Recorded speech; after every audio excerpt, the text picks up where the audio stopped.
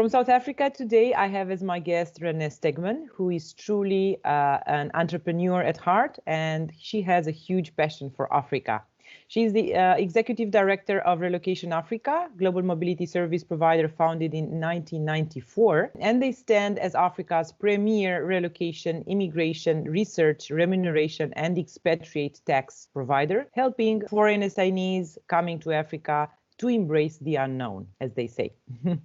Rene, what would be your superpower? It's so interesting because we've had these sessions with our team and we talk about the superpower we wish to have. Oh. So at the beginning of COVID, I actually wished I had the sort of futuristic superpower to kind of see beyond, what was going to happen. And the other day I was just saying, actually, I just want, that superpower that puts you in a bubble and just protects you from everything.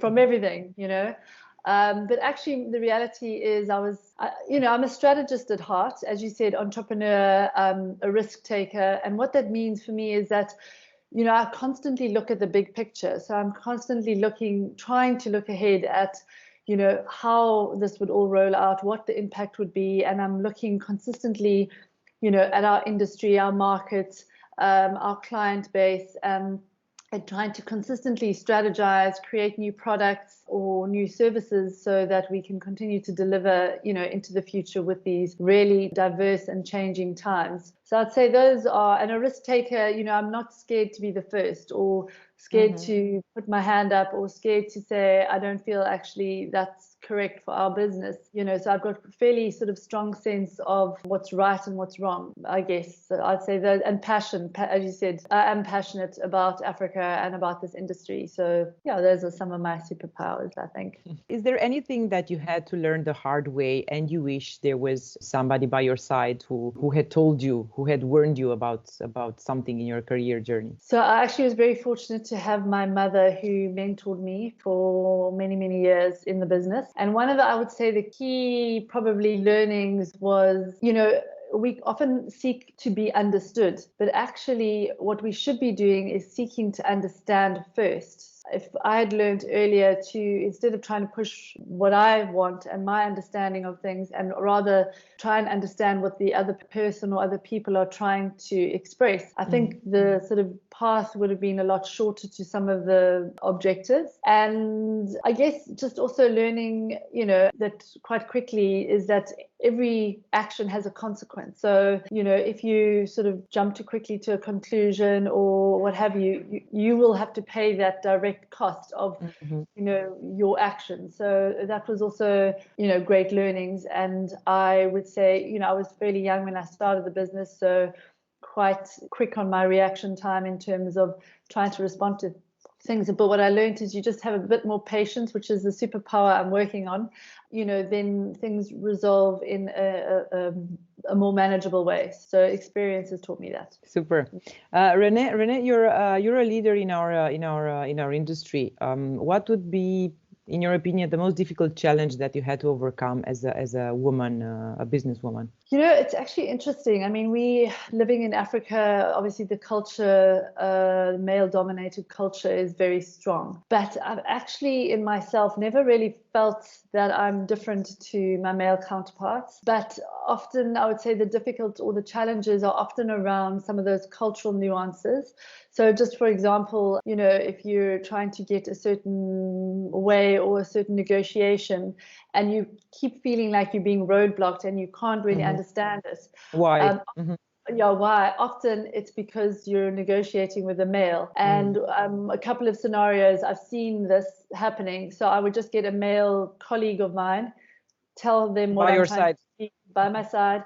I would put them as the leader in this negotiation, and actually, amazingly, everything was resolved. So I think what I've done is strategically understood the culture. So what I would say, it's more important to understand the culture or the market that you're in and navigate it appropriately and culturally sensitively.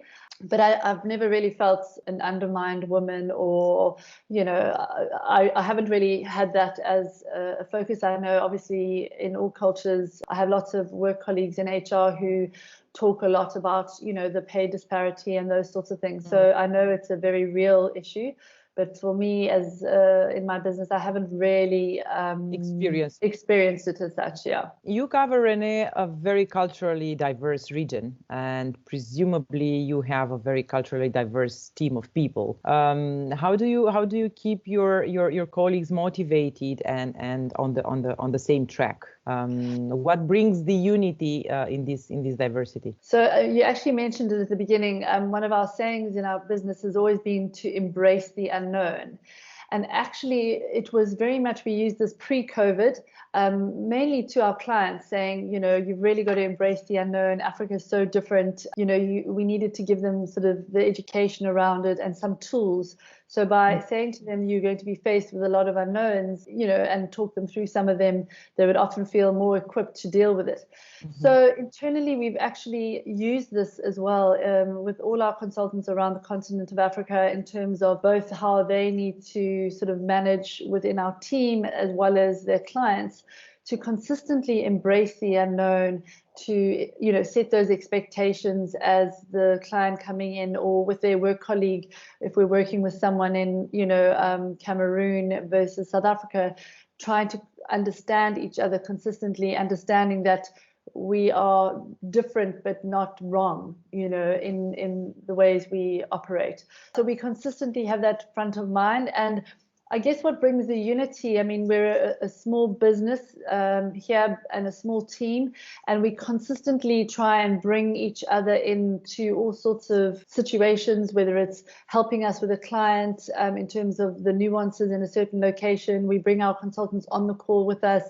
We make them feel really part of the team, and we focus consistently to a unified objective, is to satisfy the client, and we have been very fortunate to win many awards, and not that our focus is on the winning of the awards, but rather consistently achieving greatness for our clients, which brings the awards. And actually, it's been incredible to see how proud the team is to be able to all work together to satisfy the client. And then obviously, when we win the awards, there's this feeling of success and accolades within themselves. We actually also have, it's a training program, a cultural training program that we deliver to our clients. And instead of calling it, because cultural diversity often sounds like I'm different to you, which one of us is wrong? So we called our cultural training program actually the power of difference, because what we believe is your difference is actually a power as your opposed power. To exactly. So we consistently with our team work on what your differences are and how they can be powerful within the workplace. Rene, would you have a brief funny story from the life of a global mobility professional? Well, so I guess doing it for almost 29 years now, there's been many stories. And one of the things consistently that comes up in Africa is, what sort of car do I need to drive in Africa? And, our road infrastructure is not always very good. And so when we say, look, you have to get a 4x4 to drive, from your office solid to home. Car. Why? So, I just explained to them that if you have a sedan car, you're actually not going to get from the office to your home on day one. So often these sorts of stories, which they kind of don't believe until they get there. Of course. And talking to them about, for example, going from one place to another can take 3 hours, and it's like 10 kilometers, it's the and they don't believe you. They don't believe you. And then I would say the funniest stories that often come up is around animals, as you can imagine. So we try and warn them without scaring them that, you could be faced with sort of animals in your home or nearby or what have you. And we're not wanting to scare them, but we're wanting to get their heads kind of ready for some. Prepare them. Mm-hmm. Yeah. So some of the funny stories are we have had clients phone us and say, look, I don't know what to do. We have a snake in our garden or something, so there's a lion roaring in my backyard. Yeah, I hear some strange noises. So we've had many animal stories, which are, quite humorous. It's fun and wild, but they do have a good time at the end of their experience once they've experienced the true feeling of Africa. They become memories. They become nice memories. Exactly. Aside from your smartphone, Rene, what would be the other gadget that you can't live without? So actually during lockdown, I have a stand-up desk, which has been my other gadget, which has just been, I couldn't live without, just because it gives you the alternative to stand while you're at your desk or sit when you're at your desk. So that's been my main one. Thank you very much, Rene. It's a pleasure, Madeleine.